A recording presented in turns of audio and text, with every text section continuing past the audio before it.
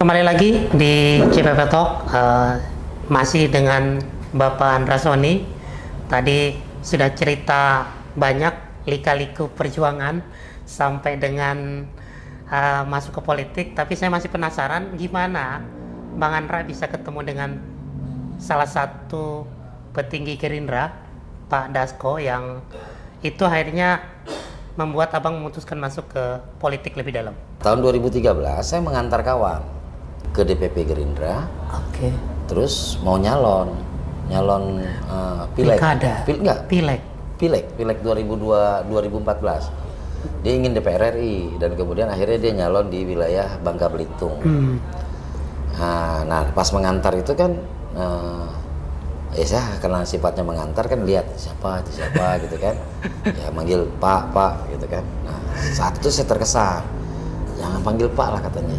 Kelihatan tua sekali. Bang aja. Ya udah panggil Bang.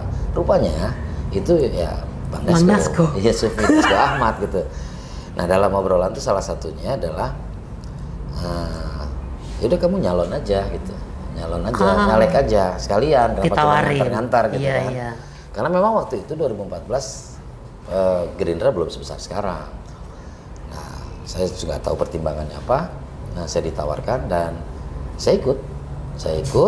Rupanya beliau juga di ujung itu dapat perintah untuk nyalon di Banten 3. Nah, jadi kita masuk kampung, keluar kampung, dan saya banyak mendapatkan didikan lah tentang bagaimana bekerja di lapangan, dan alhamdulillah beliau terpilih, saya terpilih di 2014. Itu awalnya saya masuk, dan setelah itu ya banyak penugasan. Jadi saya sempat jadi ketua DPC di Kota Tangerang. Kemudian saya juga dapat tugas mendampingi almarhum Pak Desmond sebagai sekretaris Dewan Pimpinan Daerah Banten ya. Dan kemudian hasil pemilu 2019 Partai Gerindra menjadi pemenang dan mendapatkan hak sebagai ketua DPRD. Nah, di situ juga saya diberi kepercayaan sebagai ketua DPRD Provinsi Banten. Sekarang memutuskan untuk jadi calon gubernur. Ya. Ini sosok Bang Andra ini orang yang kejutan sebenarnya. Kita nggak pernah memperkirakan kalau Bang Andra akan jadi calon gubernur yang diusung oleh Partai Gerindra dan koalisi Kim gitu ya. Gimana Bang? Apa memang ini penugasan juga dari Gerindra atau memang ini aspirasi dari bawah yang kemudian Bang Andra tangkap sehingga memutuskan untuk maju? Ya ini bab berikutnya dalam kehidupan saya. Saya nggak pernah merencanakan, saya nggak pernah menanamkan rencana gitu bahwa nanti saya akan jadi calon gubernur. Enggak, saya nggak pernah. Ya, saya menyadari juga bahwa gubernur itu kan besar sekali, ya, dan memimpin sebuah daerah yang penduduknya 12 juta, DPT-nya 8,9 juta gitu, dan luas, ya kan. Jadi memang tidak pernah berencana itu. Nah, kemudian memang kalau disampaikan bahwa ini penugasan, ya bisa saya katakan ini penugasan. Dan apakah ini sebuah rencana? Saya tidak pernah punya rencana, dan saya tidak pernah tahu bahwa kemudian akhirnya akan menjadi calon gubernur, dan saya tidak pernah mempersiapkan dirinya. Tapi di Gerindra sendiri Banten bisa ngusung calon sendiri sebenarnya? Harus koalisi juga? Sebelum keputusan MK, kami harus berkoalisi. Dan alhamdulillahnya koalisi kami terbentuk dengan 8 partai yang bersama-sama dengan kami. Nah, artinya secara ini kami sudah siap untuk mendaftarkan diri. Nah, dalam perjalanannya juga komunikasi dengan beberapa partai. Saya sempat tadinya mau berpasangan dengan PAN, sempat mau berpasangan dengan Demokrat, terakhir berpasangan dengan PKS. Nah, PKS itu adalah Pak Dimyati. Nah, ini gimana komunikasi politik yang dijalankan sehingga akhirnya bisa ketemu dengan Pak Dimyati. Lalu bahkan sekarang saya dengar ketua tim pemenangannya itu Mas Raffi Ahmad. Ya, ini jarang-jarang ini Mas Raffi ini mau turun langsung sebagai ketua tim pemenangan. Lobisnya seperti apa tuh Bang ke Raffi itu sendiri? Ya ini yang saya bilang, kita nggak pernah punya rencana. Semua kan pasti sudah tercatat di atas sana ya. Itu kan udah pasti tercatat. Jadi awalnya justru saya tidak dengan Pak Dimyati itu kan. Iya. Nah, kemudian ada komunikasi antar partai, antar koalisi, ketemu dengan Pak Dimyati, kami berjalan bersama-sama, kemudian dideklarasikan. Nah, saat dideklarasikan itu Raffi Ahmad kan juga hadir.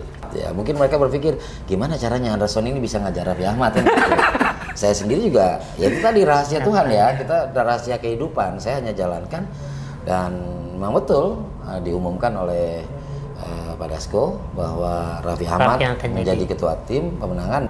Masih terkait dengan Banten, jadi ini kan tentu kalau sebagai calon gubernur punya visi, punya program yang akan diperjuangkan ya, Bang.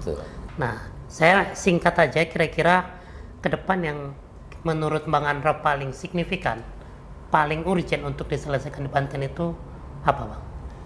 Baik, saya mungkin gini dulu. Dalam kesempatan yang diberikan Tuhan kepada saya, banyak orang yang mau jadi calon gubernur tapi nggak sampai. Ya. Tapi saya yang tidak pernah punya rencana, ya melalui tangan Pak Prabowo, melalui tangan Pak Dasko, melalui tangan ketua-ketua umum partai, hari ini saya sebagai calon gubernur. Ya. Tentu saya harus memanfaatkan, dalam kata lain saya harus memperjuangkan nilai-nilai. Jadi bukan hanya sekedar saya calon gubernur kemudian bertekad untuk jadi dan kemudian tanpa ada nilai. Jadi saya ingin memperjuangkan nilai-nilai, yaitu pertama adalah tentang perjuangan, tentang harapan. Saya ingin masyarakat Banten kembali bersemangat, punya harapan, harapan untuk mendapatkan kehidupan yang lebih baik. Sehingga saya menyusunlah visi dan misi. Saya ingin Banten maju, adil dan merata, itu visi saya. Saya punya lima misi. Misi saya salah satunya adalah memperkukuh iman dan takwa, karena Banten itu kan terkenal dengan itu. Dan kemudian saya juga ingin pertumbuhan ekonominya semakin merata. Potensi-potensi yang ada di Banten terkait dengan pertanian, terkait dengan pertambangan, terkait dengan jasa, terkait dengan industri dan sebagainya, itu harus dimaksimalkan, harus dioptimalkan, yang kemudian manfaatnya juga bisa merata kepada masyarakat Banten. Yang ketiga tentu saya ingin pendidikan. Pendidikan ini penting sebagai bagian dari investasi. Karena itu sesuai dengan kewenangan pemerintah Provinsi Banten, saya akan gratiskan sekolahnya. SMA. Ya, itu ini di misi ya, dan kita punya 8 program. Nah, saya ingin sampaikan beberapa program unggulannya. Pertama terkait dengan pendidikan. Kita ada Banten Cerdas, dan Banten Cerdas ini memang utamanya adalah terkait dengan sekolah gratis. Oke. Ya, saya bukan berarti mengabaikan tentang kualitas, tapi yang pertama hari ini adalah sekolah gratis dalam rangka keadilan. Yang sekolah gratis tadi ditindaklanjuti nanti dengan memberikan beasiswa kepada anak-anak yang memang punya prestasi dan diutamakan kepada anak itu. Nah, beberapa jadi ada daerah, follow up-nya ya. ada follow up, ada beberapa juga daerah di Lebak dan Pandeglang itu kadang-kadang sekolahnya SMA negerinya juga minat siswanya juga kurang. Kenapa terjadi kurang? Karena infrastruktur menuju ke sana jauh, jalan 20 kilo jaraknya segala macam. Nah, nanti kita ada programnya. Ya, sekolah model. Sekolah model itu sekolah yang sifatnya boarding, dikhususkan kepada wilayah-wilayah yang memang jaraknya jauh. Pak Prabowo udah kasih makan gratis. Ya kan, kita kasih sekolahnya gratis. Kita siapkan asramanya dan insya Allah mampu, Pak. Jadi mereka nggak perlu berjalan 5 kilo, 6 kilo untuk nyampe ke sekolah supaya konsentrasi belajarnya lebih maksimal. Di luar itu ya infrastruktur umum ya. Saya punya program namanya Bang Handra. Biar orang hafal nama saya. Bang Handra itu bangun jalan desa sejahtera. Jadi kalau seandainya jalan desa dibangun, interkoneksi antara desa, mereka bisa saling bertukar tentang produknya, kemudian saling berinteraksi, kan ekonomi desa bisa tumbuh. Ekonomi bisa tumbuh. Karena ekonomi tumbuh itu kan karena terjadi transaksi, terjadi komunikasi dan terjadi sebuah negosiasi. Itu harus diciptakan. Jadi pemerintah itu adalah fasilitator, bukan hanya eksekutor gitu. Jadi fasilitator. Baik. Luar biasa ini Bang Andra. Saya melihat masa depan Banten ini ada di Bang Andra nampaknya gitu ya, karena beliau lahir dari kondisi itu. Jadi apa yang tadi direfleksikan kemudian dituangkan dalam bentuk program. Nah, oke. Sebelum kita akhiri diskusi kita dengan Bang Andra, saya mau bikin kuis dulu dengan Bang Andra. Jadi ini jawab cepat. Ada 10 pertanyaan Bang saya berikan. Silakan dijawab salah satu dari 2 opsi yang saya berikan. Siap ya Bang? Ya. Jadi ketua DPRD atau jadi gubernur? Gubernur. Makan siang gratis atau sekolah gratis? Dua-duanya. Dua-duanya. Nggak bisa milih satu-satu Bang. Saya nggak mau milih satu, saya maunya dua-duanya. Petani atau nelayan? Dua-duanya. Ini bukan disordered ini. Oke, yang keempat, karir surat atau agen asuransi? Surat. Surat. Main hoki atau naik gunung? Main hoki. Main hoki, karena atlet hoki tadinya. Soekarno atau Tuanku Abdurrahman? Soekarno. Karena sudah ke Indonesia, jadi sudah dapat cerita yang sesungguhnya. Raffi Ahmad atau Atta Halilintar? Raffi Ahmad. Raffi Ahmad. Jawab cepat. Airin atau Rano Karno? Rano Karno. Mas Gibran atau Mas Kaisang? Gibran. Gibran, calon wakil presiden terpilih. Terpilih. Terakhir bang, tapi harus jawab salah satu, nggak boleh dua-duanya ya bang. Prabowo atau Bang Dasko? Prabowo. Prabowo. Luar biasa. Ada yang memang harus dijawab cepat, ada yang nggak punya pilihan, karena dua-duanya penting menurut Bang Andra. Bang Andra, terima kasih banyak atas waktunya. Mungkin ada pesan-pesan buat masyarakat Banten, Bang, yang nanti akan menonton tayangan kita ini. Iya, bagi masyarakat Banten yang menonton tayangan ini, izinkan saya menjadi bagian dari proses pemilihan kepala daerah tahun 2024. Masyarakat harus punya pilihan, masyarakat harus memilih, dan tentu dalam memilih masyarakat punya harapan. Semoga saya, Andra Sony, bisa menjadi bagian dari harapan-harapan yang ingin kita perjuangkan. Perjuangan tanpa nilai adalah perjuangan sia-sia. Semoga Banten maju, adil merata, tidak korupsi.